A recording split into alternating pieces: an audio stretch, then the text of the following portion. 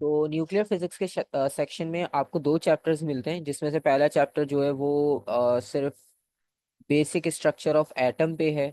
और क्योंकि वो केमिस्ट्री में भी आपने पढ़ा होता है, तो उसमें आपको मोस्टली चीज़ों का पहले से आइडिया होता है, जैसे isotope, atomic number, atomic mass, इन चीज़ों का आपको पहले से आइडिया होता है।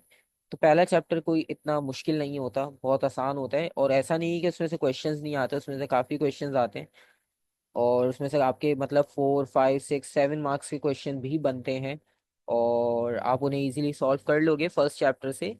लेकिन ये है कि वो इम्पॉर्टेंट है, तो उसे हम ऐसा नहीं है कि बिल्कुल इग्नोर करेंगे, कि वो बहुत लाइट चैप्टर है, लाइट टॉपिक है, तो उससे इतना ज़्यादा फोकस करने की नीड नहीं है। उसमें आपको बहुत सारे क्वेश्चंस मिलेंगे।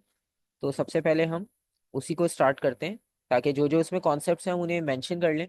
फिर जो आपको आता होगा हम उसे बस एक रिकॉल करके आगे चले जाएंगे, जो नहीं पढ़ा होगा पहले उसे हम डिस्कस कर लेंगे। तो अभी हम बात कर रहे हैं न्यूक्लियर सेक्शन की।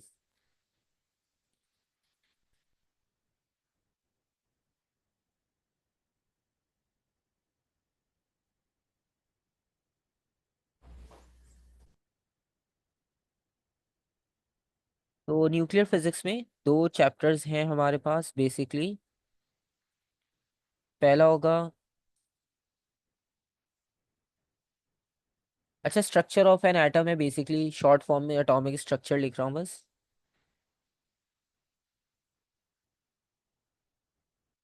ताकि आपको याद रहे कि ये भी टॉपिक इसी का पार्ट है। और दूसरे में हम कंप्लीट रेडियो एक्टिविटी डिस्कस करेंगे।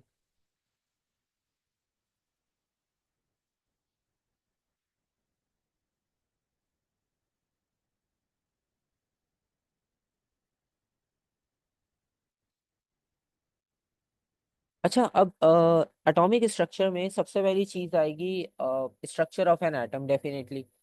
तो स्ट्रक्चर ऑफ एन एटम आपने बहुत सारे डिस्कस किए होंगे, प्लम पुडिंग मॉडल होगा उसमें, और बोहर्स एटॉमिक मॉडल।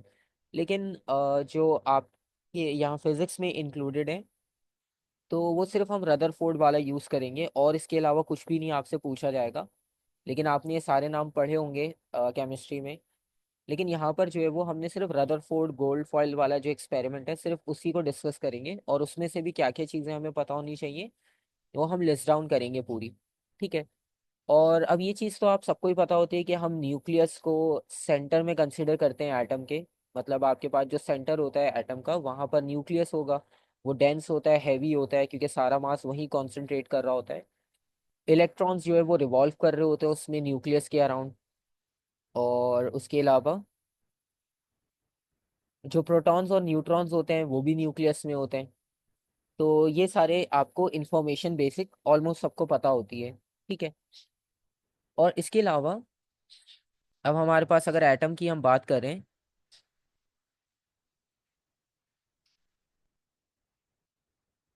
तो एटम को हम एक स्मॉलेस्ट पार्टिकल मेंशन कर रहे होते हैं, और ये पार्टिकल के अंदर भी और पार्टिकल्स हैं, मतलब ये भी कुछ फंडामेंटल पार्टिकल से मिलके बना है।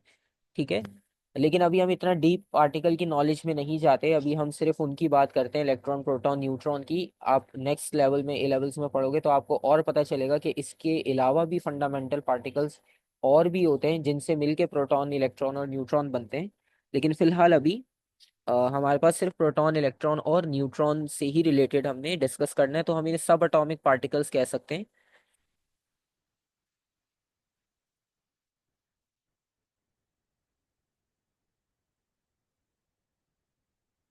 सब एटॉमिक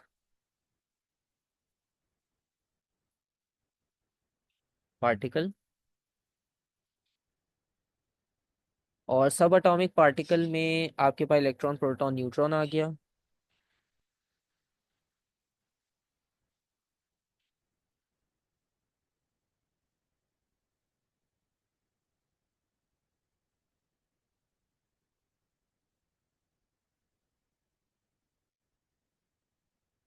और इसके लिए, जैसे आप पीरियोडिक टेबल में आपने ऑब्जर्व सबने किया होगा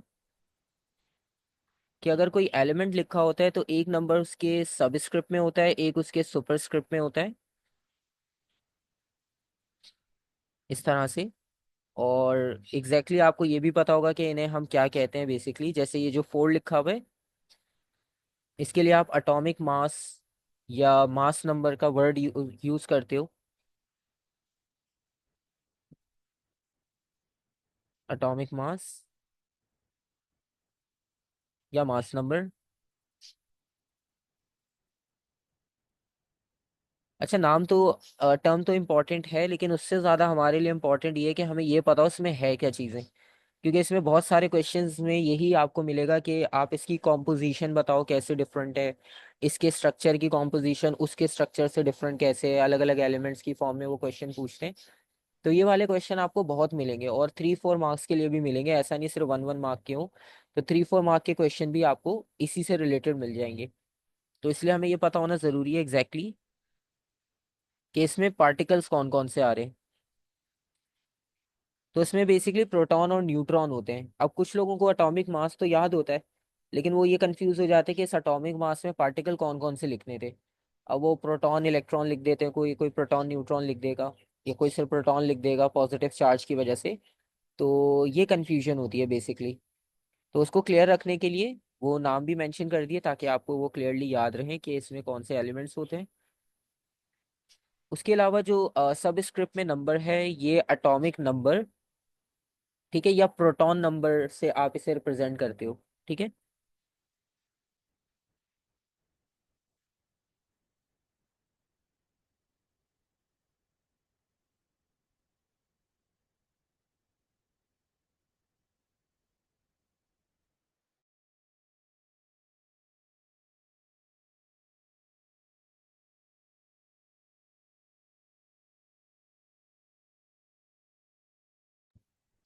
और यहाँ पर तो क्योंकि क्लियरली लिखा हुआ है प्रोटॉन नंबर, तो यहाँ सिर्फ प्रोटॉन होंगे। अब क्वेश्चन सबसे पहला ये होगा कि इलेक्ट्रॉन कहाँ चलेगा, इलेक्ट्रॉन कैसे पता चलेगा। तो हर एलिमेंट में अगर वो न्यूट्रल है, तो हर न्यूट्रल एलिमेंट के बारे में हम ये कहते हैं कि उसमें प्रोटॉन इलेक्ट्रॉन बराबर होते हैं, इसलिए वो न्यूट्रल होता है, राइट। अगर +5 है तो -5 भी होना चाहिए, ताकि वो न्यूट्रल हो सके। सही है। तो ये सारी चीज़ें ऑलमोस्ट आप सबको पता होती हैं, बस इसे रिकॉल करना होता है, क्योंकि केमिस्ट्री मोस्टली सभी पढ़ रहे होते हैं, तो सबको ये आइडिया होता है ऑलरेडी। तो यहाँ पर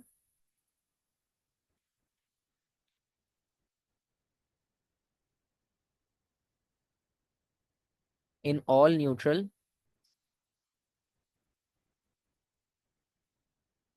एटम्स, तो सारे न्यूट्रल एटम्स में प्रोटॉन का नंबर और इलेक्ट्रॉन का नंबर हमेशा सेम रहता है।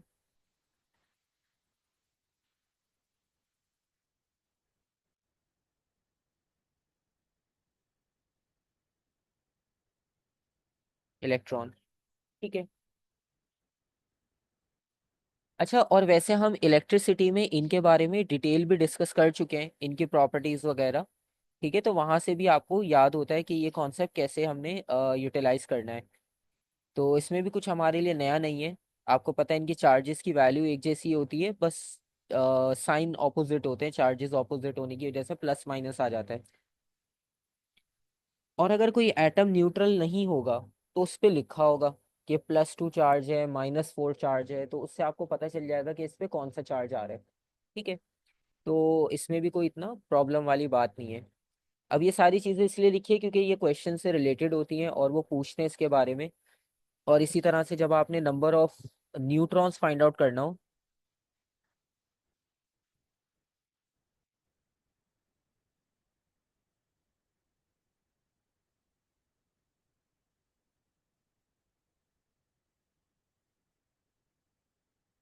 तो नंबर ऑफ न्यूट्रॉन्स में आप ये लिख सकते हो,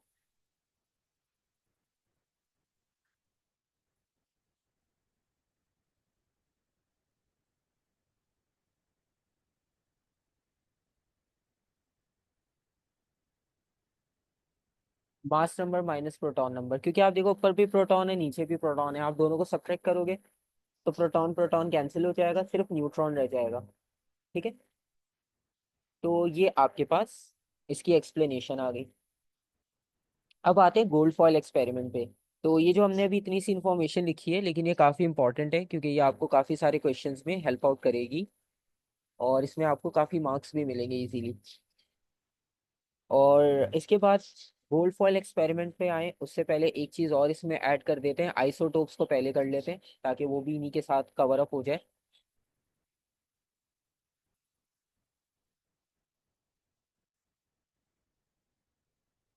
तो आइसोटोप्स का मेन कॉन्सेप्ट क्या होता है बेसिकली?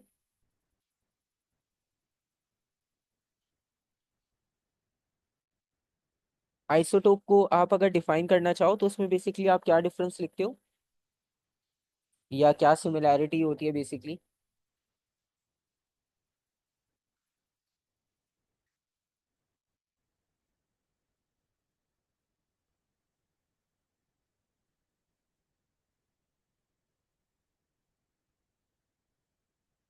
अच्छा, आइसोटोप्स में बेसिकली आपको याद होगा ये केमिस्ट्री वाला ही सेम आइडिया हम यूज कर रहे हैं, ये कोई अलग से नहीं होगा, इसमें कुछ भी डिफरेंट नहीं है। आप वो सारे एटम्स जो, जैसे हाइड्रोजन है, हाइड्रोजन के आइसोटोप्स होंगे। अब हाइड्रोजन के आइसोटोप्स होने का मतलब ये हुआ कि उनका प्रोटॉन नंबर सेम होगा और जो न्यूट्रॉन नंबर है वो डिफरेंट होगा। तो नंबर ऑफ न्यूट्रॉन्स अलग होंगे और प्रोटॉन्स उसमें हमेशा सेम होंगे।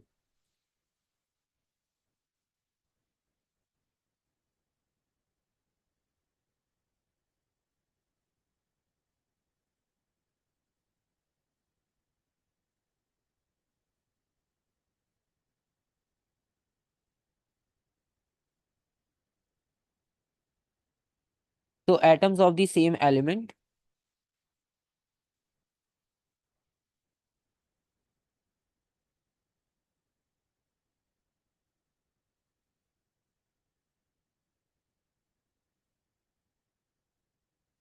With same number of proton but different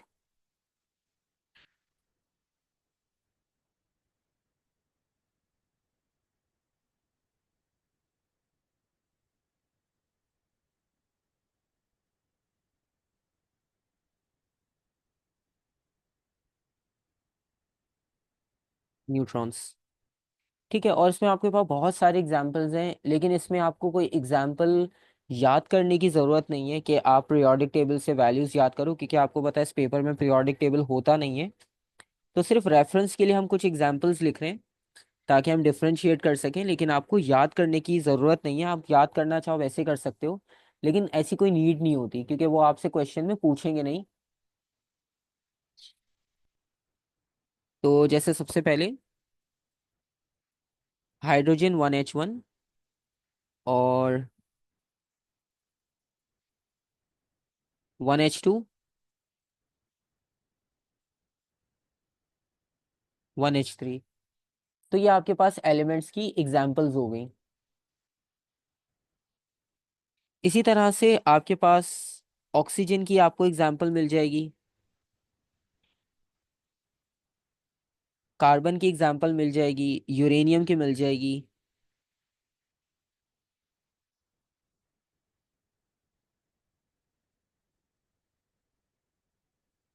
uranium 234,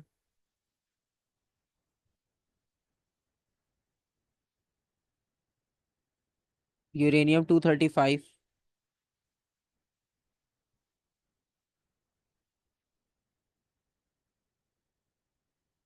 to thirty eight. तो इस तरह से आपको काफ़ी सारी क्लोरीन की एग्जाम्पल मिल जाएगी, बिल्कुल 1735, 1737।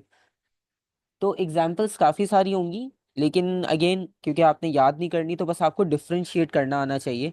आप जो सबस्क्रिप्ट में नंबर है वो देखोगे सब में सेम है, तो इसका मतलब है प्रोटॉन नंबर सबका सेम है। ऊपर वाले नंबर्स चेंज होते जा रहे हैं वो इसलिए क्योंकि न्यूट्रॉन अलग हो रहे हैं, क्योंकि ऊपर वाले में प्रोटॉन न्यूट्रॉन दोनों कंबाइन होते हैं, तो प्रोटॉन तो क्योंकि सेम है नीचे सब में।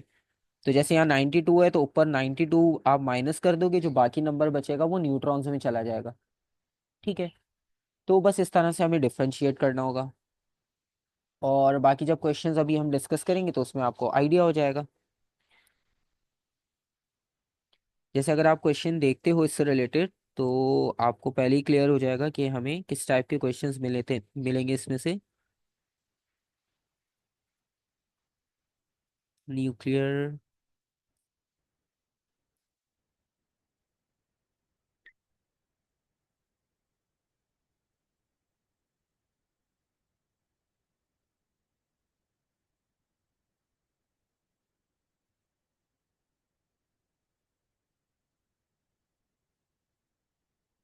अच्छा, एटीपी जो होगा, एटीपी बस हम ये न्यूक्लियर एंड करते हैं, इसके बाद फिर हम एटीपी कर लेंगे। ठीक है, क्योंकि न्यूक्लियर चैप्टर इतना लेंदी नहीं है।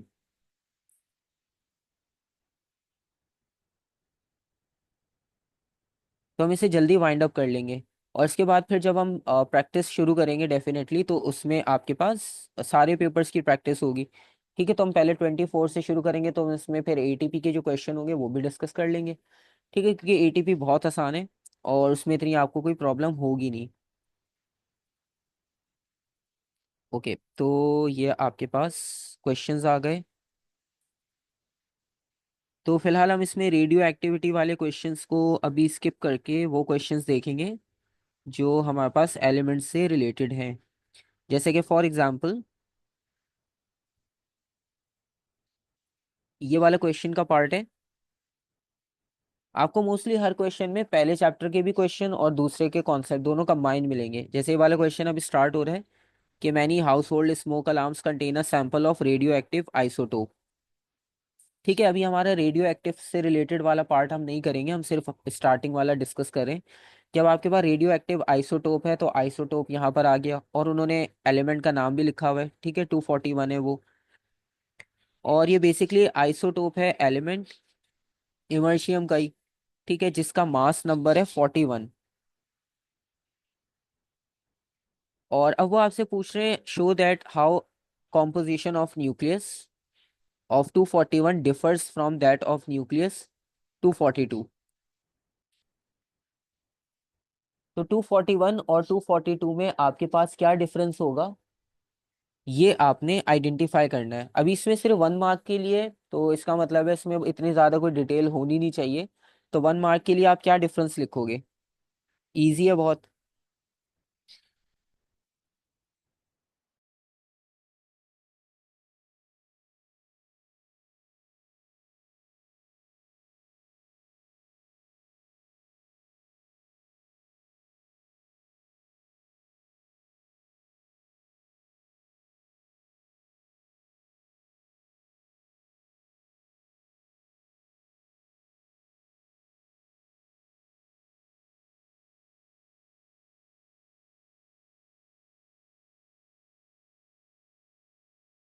अच्छा, इसमें आपने बस सिंपल सा डिफरेंस लिखना है, डिफरेंट नंबर ऑफ न्यूट्रॉन्स, बिल्कुल सही।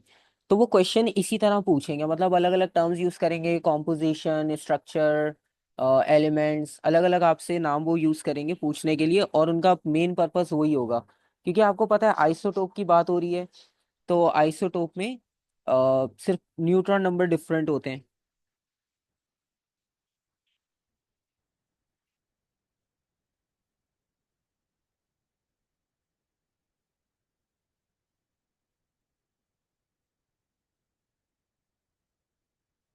अच्छा, एक कैटेगरी का क्वेश्चन तो ये आ गया। इसके अलावा एक और कैटेगरी आपके पास यहाँ नीचे मेंशन है। अब वो कह रहे हैं कि एक एटम है वो किसी और एलिमेंट का है, मतलब वो इसमें अमर्शियम का नहीं है, वो कोई और ही एलिमेंट है, उसका न्यूक्लियर नंबर 241 है। ठीक है, अब एक और एलिमेंट है उसका भी जो atomic number, sorry, nuclear number है वो 241 है। अब दो डिफरेंस बताने, यानी वो जो एक और आपने एलिमेंट कंसिडर किया है उसके न्यूक्लियस में, और इस एमर्शियम 241 के न्यूक्लियस में। तो एक आपके पास रैंडम सा कोई भी आपने एलिमेंट लिया जिसका न्यूक्लियर नंबर 241 है और इमर्शियम 241 है, तो अब इन दोनों में कौन से दो डिफरेंसेस हो सकते हैं, ये आपने बताना है।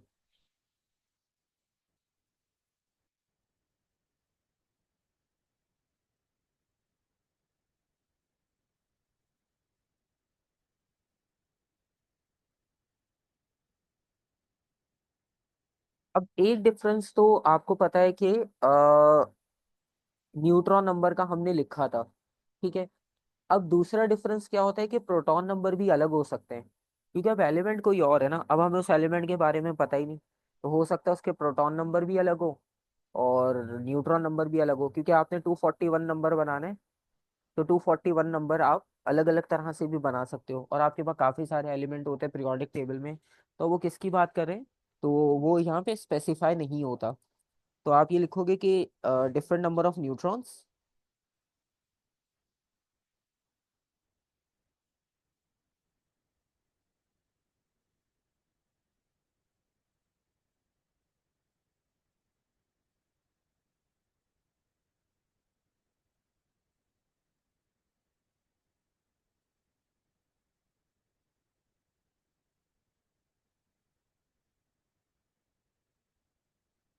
And also number of protons.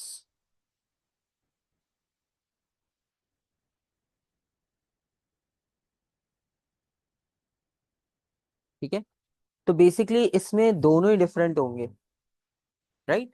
क्योंकि अब यहाँ पर एलिमेंट आइसोटोप वाला नहीं है, कोई और ही है, तो उसमें दोनों नंबर अलग हो सकते हैं, क्योंकि आइसोटोप तो वो है नहीं इसका। तो आपके पास एक 3 मार्क्स का इजी सा क्वेश्चन इसी टॉपिक से बना हुआ है। अब नेक्स्ट जो है वो डिके वाला है। अभी डिके हम करेंगे तो आपको पता चल जाएगा वो।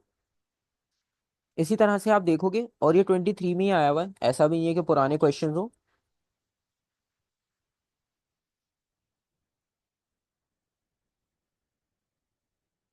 अच्छा, ये वाला क्वेश्चन देखते हैं। इसमें क्योंकि डायग्राम, नहीं, इलेक्ट्रॉन्स के बारे में अभी हमने लिखा कि हर न्यूट्रल एटम में नंबर ऑफ प्रोटॉन और इलेक्ट्रॉन इक्वल होते हैं। तो आप इलेक्ट्रॉन को मेंशन नहीं करते अलग से, वो तब मेंशन करेंगे जब वो कहेंगे कि इस एलिमेंट पे चार्ज है, और वो चार्ज वाला पार्ट हम इलेक्ट्रिसिटी में कर चुके हैं। तो अगर वो ऐसा कुछ पूछते हैं तो वो उसमें पूछेंगे, इलेक्ट्रिसिटी में, क्योंकि चार्जेस के लिए हमने पूरा एक अलग चैप्टर पढ़ा है। ठीक है, यहाँ पर आपको कोई ऐसा मिलेगा नहीं क्वेश्चन। हाँ, कोई पुराने पेपर में कोई एक दो ऐसे मिल मिल जाए क्वेश्चन, तो वो एक अलग बात है। ठीक है, उस वक्त सिलेबस डिफरेंट था, लेकिन अब कुछ ऐसा जो है वो अलग से इस चैप्टर में नहीं पूछा जाता, क्योंकि वो इलेक्ट्रिसिटी का पार्ट है बेसिकली। ठीक है, तो हम यही कंसिडर कर रहे होते हैं अभी जो हमने एलिमेंट लिया, तो उन एलिमेंट के बारे में भी हम, हमारी अजम्पशन यही रहेगी वो न्यूट्रल थे, उनमें प्रोटॉन इलेक्ट्रॉन इक्वल थे। सही है, तो इलेक्ट्रॉन को आप गलती से भी नहीं लिखना, क्योंकि अभी हमारे पास फिलहाल चार्जेस के हवाले से कोई बात हो नहीं रही है यहाँ पर। सही है, तो ये डिफरेंस होता है बस। अब जैसे ये वाला क्वेश्चन है, इसमें आपको और क्लियर हो जाएगा, क्योंकि इसमें इलेक्ट्रॉन भी उन्होंने दिए हैं। अब इसमें सारे पार्टिकल्स दिए हुए हैं। अब आप देखो, उन्होंने क्लियरली लिख दिया न्यूट्रल एटम, क्योंकि यहाँ पर सबको डाउट होगा कि न्यूट्रॉन इलेक्ट्रॉन लिखना है या नहीं लिखना, तो इसलिए उन्होंने पहले क्लियर कर दिया न्यूट्रल है। ठीक है, जब इलेक्ट्रॉन का कोई ऐसा आइडिया दूर दूर तक नहीं होता तो वो क्वेश्चन में नहीं लिखते, लेकिन इसमें क्योंकि डायग्राम है, तो डेफिनेटली आपका जो है वो माइंड इलेक्ट्रॉन की तरफ भी जाएगा। तो सबसे पहले तो आपने ये बताना है नंबर ऑफ न्यूट्रॉन्स कितने हैं, और उसके बाद एक्सप्लेन भी करना है कि आपको ये आंसर कैसे मिला। ठीक है, और ये टोटल 2 मार्क के लिए। तो पहले आप देख लो डायग्राम खुद से भी, और एक ट्राई खुद करो कि आपको क्या लगता है नंबर ऑफ न्यूट्रॉन्स के बारे में।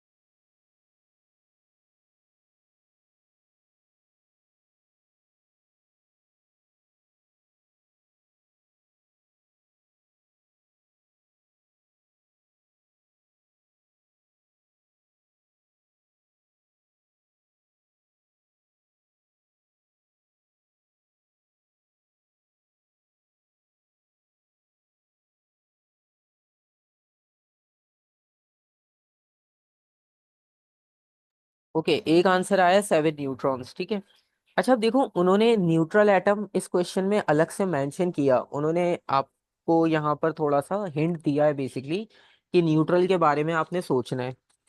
ठीक है। अब न्यूट्रल में आपको ये आइडिया मिलेगा कि न्यूट्रल में नंबर ऑफ प्रोटॉन और इलेक्ट्रॉन एक जैसे होंगे। अब इलेक्ट्रॉन होते हैं बाहर, प्रोटॉन होते हैं न्यूक्लियस में। अब देखो बाहर वालों को काउंट करना है हमें पहले। Electron, electron, electron, electron, electron. तो दो, तीन, चार, पाँच, पांच इलेक्ट्रॉन्स हो गए हमारे पास इस एटम में। इसका मतलब ये हुआ कि पांच ही प्रोटॉन होने चाहिए। अब कुछ सर्कल जो है वो ब्लैंक है, कुछ फिल्ड है। तो इसका मतलब ये हुआ जो ब्लैंक है वो प्रोटॉन है।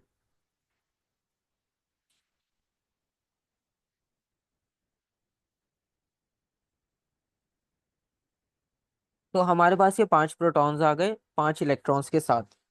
अब बाकी जो ये डार्क सर्कल्स बचे इसमें, वो हमारे पास बेसिकली न्यूट्रॉन को रिप्रेजेंट कर रहे हैं। तो वो 1 2 3 4 5 6 7, बिल्कुल सही, सेवन है।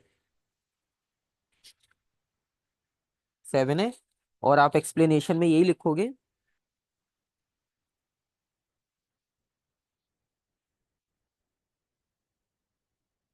Number of electrons and protons are equal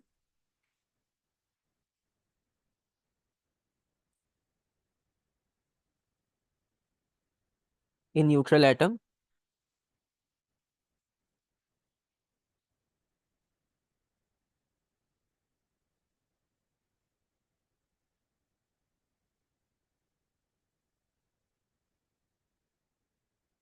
and equal to five. तो बेसिकली इस डायग्राम के हिसाब से फाइव है, ठीक है, फाइव इलेक्ट्रॉन फाइव प्रोटॉन। तो जो बाकी बचा न्यूक्लियस में, so rest of the elements are neutrons.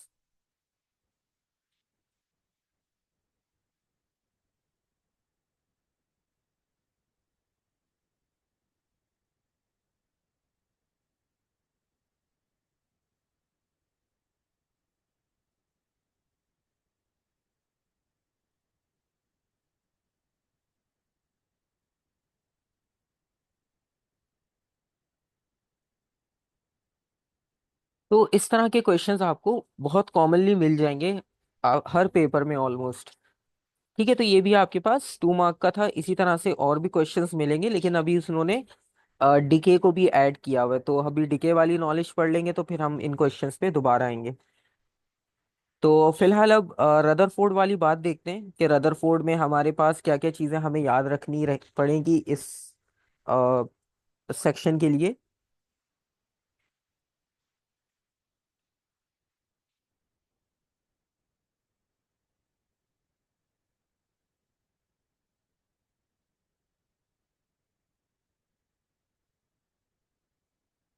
Gold foil experiment और रदरफोर्ड गोल्ड फॉयल एक्सपेरिमेंट भी कह सकते हैं।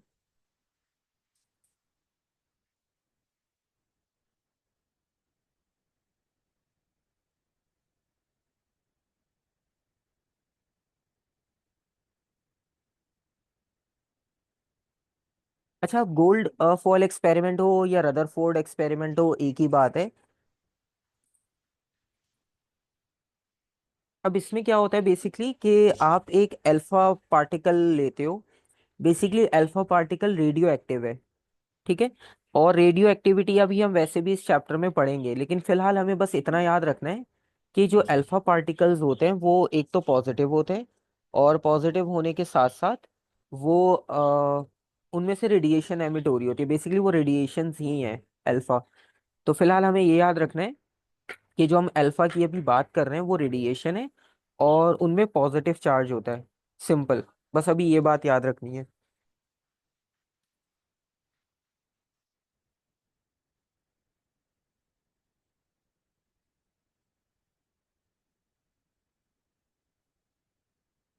तो यहाँ पर आपके पास वो मटेरियल है, लेट सपोज।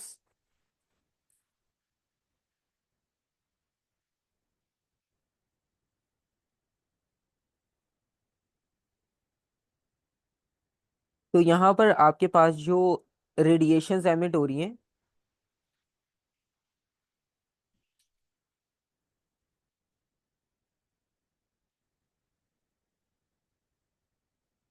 Alpha particle. ठीक है।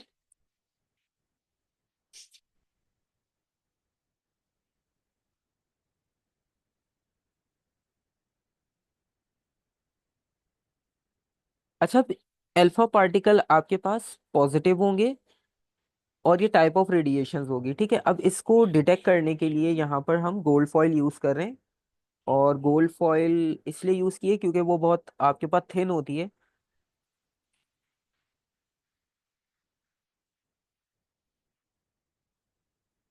तो रेडिएशन इस गोल्ड फॉइल पर जाकर स्ट्राइक करेगी और इसके साइड पर हम यूज करेंगे फ्लोरेसेंस स्क्रीन। ठीक है, तो ये आपके पास आ गई फ्लोरेसेंस स्क्रीन।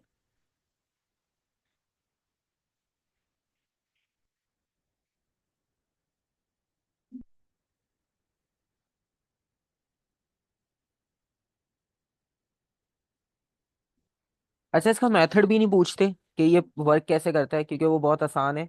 वैसे आपने इसमें देखा, जैसे अभी हमने एक तरफ अल्फा पार्टिकल बनाया। अल्फा पार्टिकल का मतलब ये है कि हम रेडिएशंस यूज कर रहे हैं और इन पे चार्ज पॉजिटिव है। तो ये पॉजिटिव चार्ज रेडिएशन जो है वो इस गोल्ड फॉइल की तरफ आ रही है। और इसकी सराउंडिंग में हमने फ्लोरेसेंस स्क्रीन यूज किया। फ्लोरेसेंस स्क्रीन पे ये होगा कि जब रेडिएशन इनको स्ट्राइक करेगी ना, तो वहां पर आपको वो अपना ट्रेस, जैसे एक्सरे में आपको नजर आता है ना फोटोग्राफिक प्लेट पे वो वाइट ट्रेस बोन का, इसी तरह से वो ट्रेस मिल जाएगा। तो आपको पता चलेगा कि यहाँ से कुछ पास होकर गई है रेडिएशन। और जहाँ पे कोई ट्रेस नहीं मिलेगा, वो बिल्कुल जो है वो डार्क हो जाएगा वो वाला रीजन। ठीक है।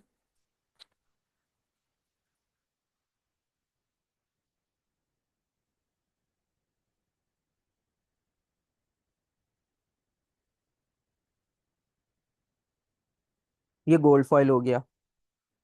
अच्छा, इस एक्सपेरिमेंट में हुआ ये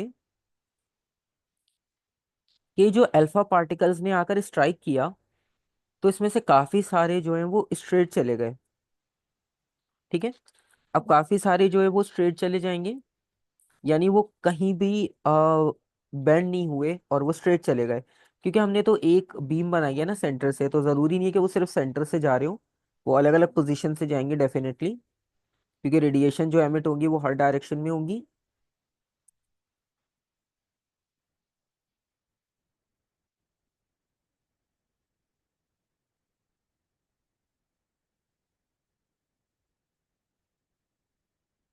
तो काफी सारे जो है वो आपके पास स्ट्रेट जाती हुई आपको नजर आएंगी। ठीक है, और बहुत कम ऐसी होंगी कि जो लार्ज एंगल से डिफ्लेक्ट होंगी। ठीक है।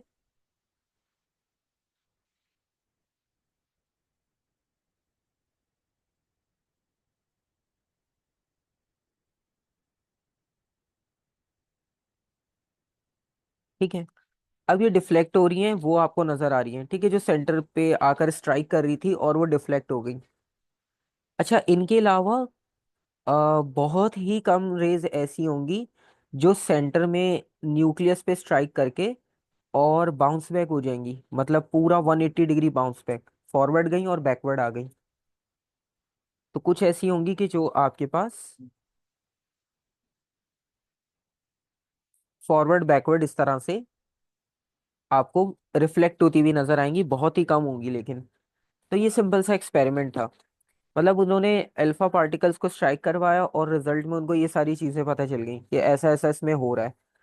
अब ये जो सारी चीजें इसमें ऑब्जर्व की हैं, इनको हम यहाँ मेंशन करते हैं कि आपके पास एग्जाम में इनको किस नाम से पूछा जाएगा और आपने इनके बारे में क्या क्या चीजें लिखनी है। तो सबसे पहले ऑब्जर्वेशन पे आते हैं।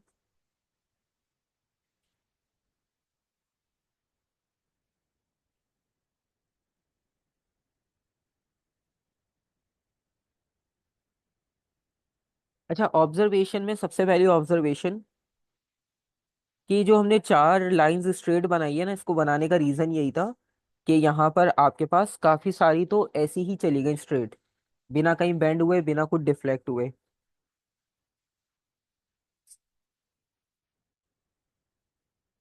तो most of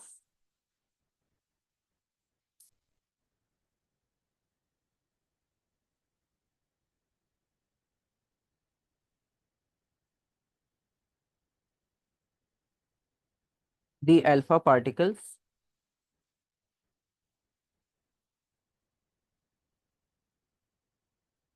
were able to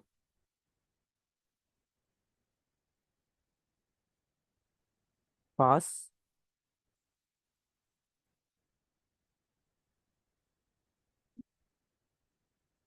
undeviated, और इनमें से कुछ होंगी जो लार्ज एंगल पर डिफ्लेक्ट होंगी।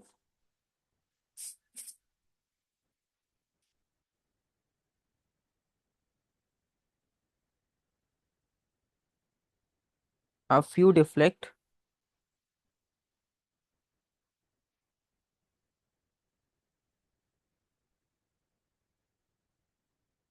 at large angle, और उससे भी कम, मतलब आप समझ लो कि 90% ऐसे ही चले गए।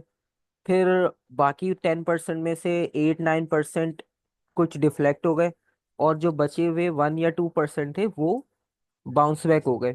तो इस तरह का कुछ रेशियो आपको मिला होगा उसमें एक्सपेरिमेंट में।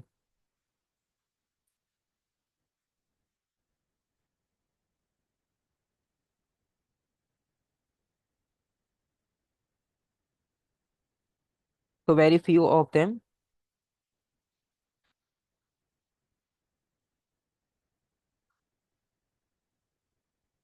Bounce back.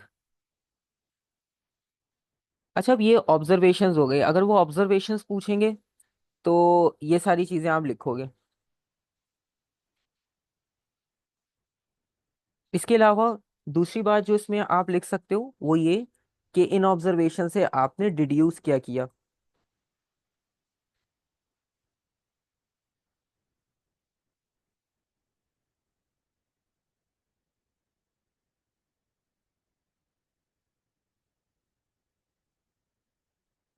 तो आपने ये डिड्यूस किया इसमें से कि मोस्टली एटम जो है वो एम्प्टी है, तभी वो स्ट्रेट चली गई। अगर कुछ होता सामने तो वो ने डेफिनेटली रेजिस्ट करता आगे जाने से।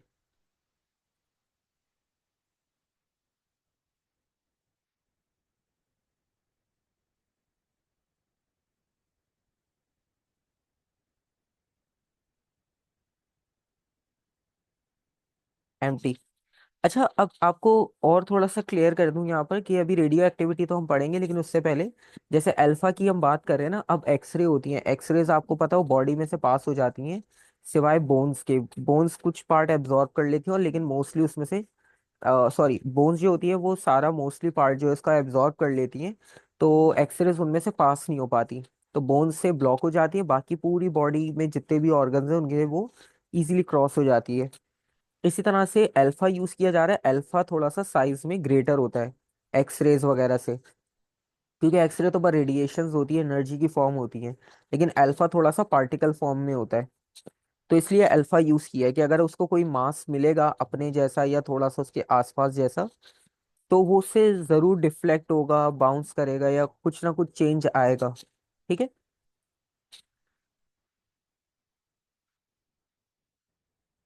इसलिए अल्फा यूज किया जा रहा है। बाकी नंबर 2, कि जो सेंटर की तरफ आए थे अल्फा पार्टिकल्स, तो सेंटर की तरफ आने पे हुआ क्या कि अल्फा खुद पॉजिटिव थे। और अभी जैसे हमने ऊपर डिस्कस किया कि न्यूक्लियस भी पॉजिटिव होता है, तो पॉजिटिव पॉजिटिव जब क्लोज होंगे तो डेफिनेटली वो रिपेल करेंगे, तो उसकी वजह से आपको डिफ्लेक्शन मिलेगी।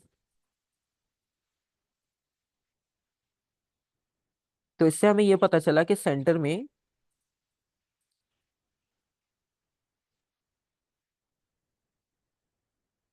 A very small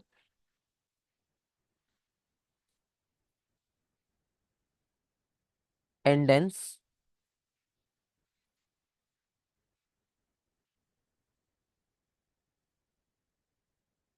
positively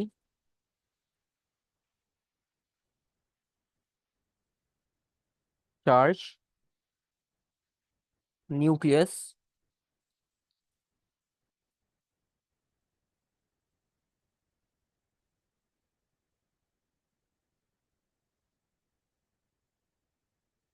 exist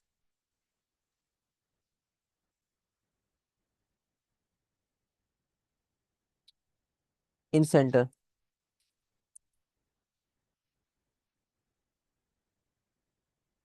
number 3, electron moves around the nucleus.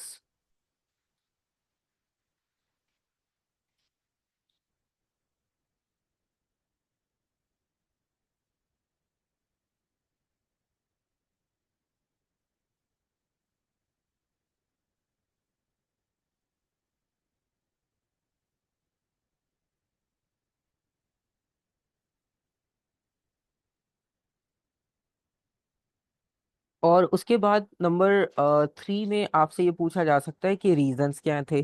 ठीक है, मतलब ये जो भी आपने सारी चीजें मेंशन की ऑब्जर्वेशन से, तो इनके पीछे रीजंस क्या थे कि ये जो भी आपको ऑब्जर्वेशंस मिली किस वजह से मिली।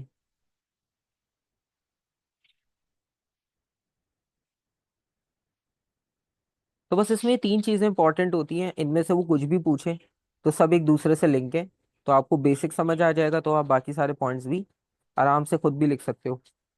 तो पहली बात तो ये, क्योंकि मोस्टली रेडिएशन स्ट्रेट चली गई थी, तो हमने उससे ये चीज ड्राइव की कि मोस्टली एटम एम्प्टी होगा।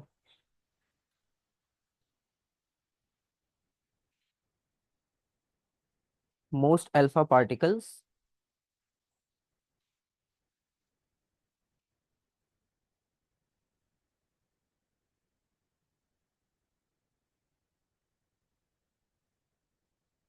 Cross through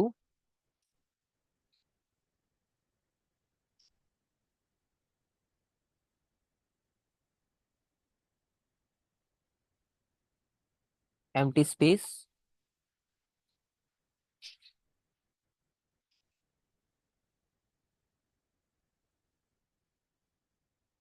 of atoms.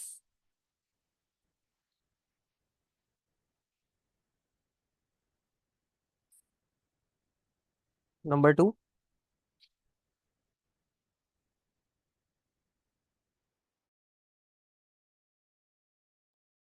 अच्छा, नंबर 2 वाली बात के जो सेंटर की तरफ आए थे वो डिफ्लेक्ट हो गए due to force of repulsion.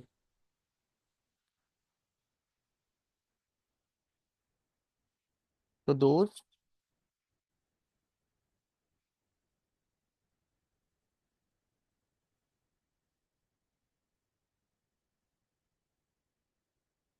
Which approached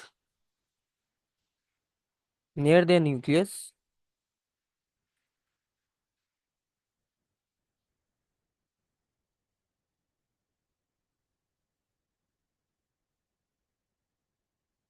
deflected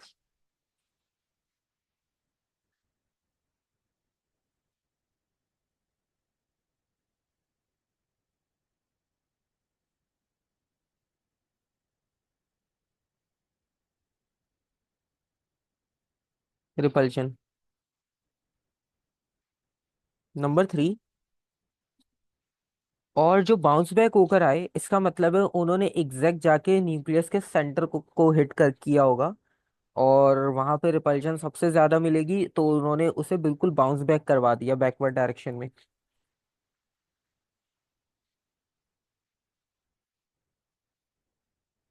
तो those which approached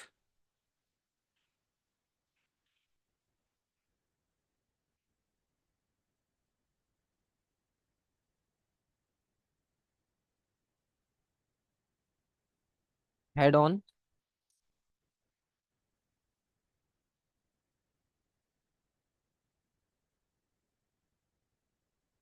to the nucleus bounce back because of repulsion.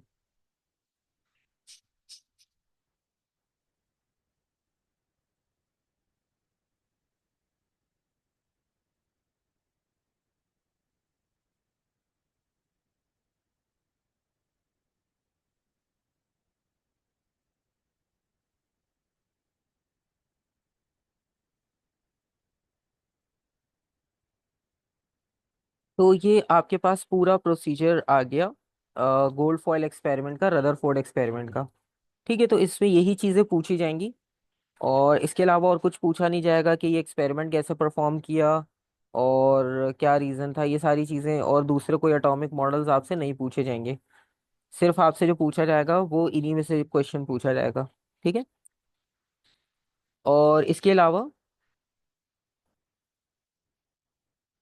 जो ये हमने फर्स्ट पार्ट में डिस्कस किया पार्टिकल्स के बारे में बेसिक, ये इन्फॉर्मेशन इंपॉर्टेंट है। ठीक है। और नेक्स्ट टाइम जब हम इसे स्टार्ट करेंगे तो हम डायरेक्ट इसे रेडियो एक्टिविटी से स्टार्ट करेंगे, क्योंकि फर्स्ट चैप्टर में और कुछ ऐसा खास नहीं है। तो नेक्स्ट टाइम हम रेडियो एक्टिविटी को स्टार्ट करेंगे और मैक्सिमम लाइक 2 क्लासेस में हम इसको पास पेपर्स के कुछ क्वेश्चंस के साथ कंप्लीट भी कर लेंगे। ठीक है। फिर उसके बाद हम एटीपी भी स्टार्ट कर लेंगे।